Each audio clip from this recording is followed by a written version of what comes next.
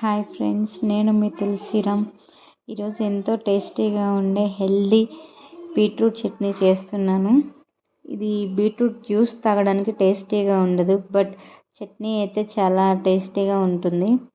First పెన్నం పెట్టుకొని దాంట్లో oil వేసుకోవాలి. 2 స్పూన్స్ ఆయిల్. అది హీట్ అయిన తర్వాత దానిలో 1 స్పూన్ పచ్చిశనగపప్పు, 1 స్పూన్ పల్లీలు, 4-5 ఎండుమిర్చి,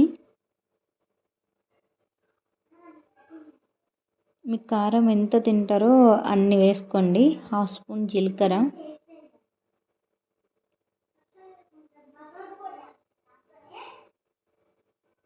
1 స్పూన్ నువ్వులు,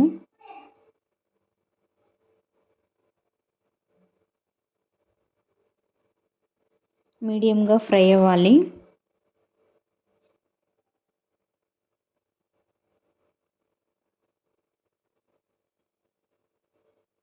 దానిలో మళ్ళీ కొంచెం పచ్చిమిర్చి, ఒక 3.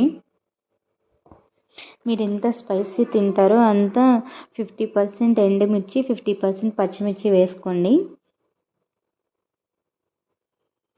ఒక్కటే కన్నా 2 మిక్స్ చేసి వేసుకుంటే టేస్ట్ బాగుంటుంది.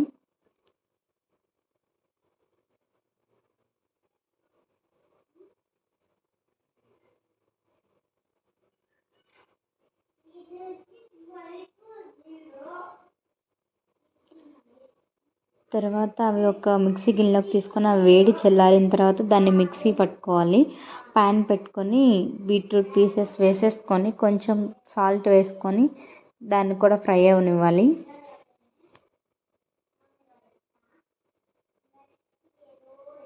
బీట్రూట్ 50% ఫ్రై అవ్వాలి.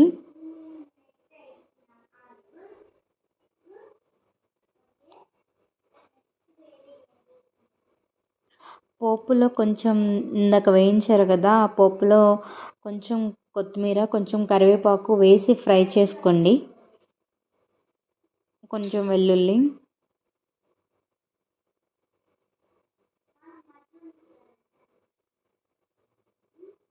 ఇలా ఫ్రై అయిపోయిన తర్వాత ఫస్ట్ వేసినవన్నీ మిక్సీ పట్టుకోవాలి. అవి మిక్సీ అయిన తర్వాత బీట్రూట్ వేసుకోండి. అందులో మొత్తం ఒకేసారి పట్టారంటే పప్పులు అవి మెత్తగా అవ్వవు. కొంచెం చింతపండు, మీరు టమాటో చట్నీకి ఎంతైతే వేస్తారో దానికన్నా కొంచెం ఇంకా ఎక్కువ వేసుకోండి చింతపండు. దాన్ని మెత్తగా మిక్సీ పట్టుకున్న తర్వాత మళ్ళీ పోపు పెట్టుకోవాలి. ప్యాన్ పెట్టుకొని ఒక 1/2 స్పూన్ ఆవాలు, 1 స్పూన్ జీలకర్ర, 1 స్పూన్ పచ్చిశనగపప్పు,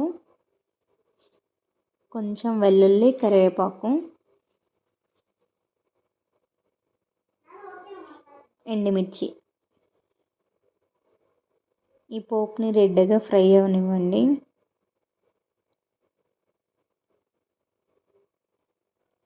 ఈ కలర్లో ఫ్రై అయిన తర్వాత దీనిలో బీట్రూట్ పేస్ట్ని వేసుకోండి. మరీ మెత్తగా పట్టుకోకండి, కొంచెం బరకగా పట్టుకోండి. ఈ బీట్రూట్ ఈ ఆయిల్ మొత్తం లాగేసుకునే వరకు దానిలోనే ఫ్రై చేయండి. ఒక 3 మినిట్స్ అలా ఫ్రై చేయండి.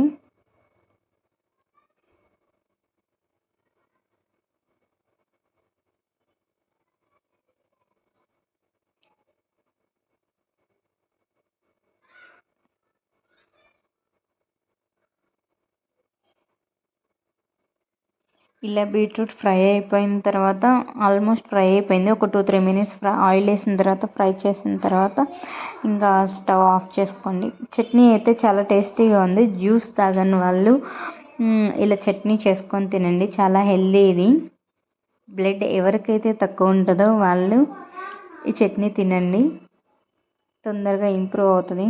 Thank you friends.